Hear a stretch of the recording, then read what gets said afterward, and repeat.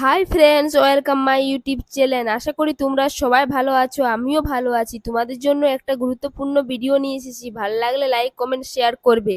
তোমাদের একবার stage pass করলে তোমরা কতবার টিআরই দেওয়া যাবে এ বিষয়ে একটা খুব আলোচনা।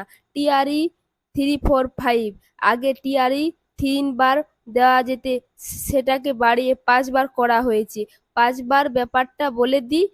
একবার দিলে ফেল করে গেছো বা 2 বার দিয়ে ফেল করে গেছো, 3 বার দিয়ে কি তার যদি ফেল করা যায় তাহলে টিআরই 4 দেওয়ার সুযোগ পাবে। আবার টিআরই যদি 4 ফেল করো তাহলে টিআরই 5 দেওয়ার সুযোগ পাবে।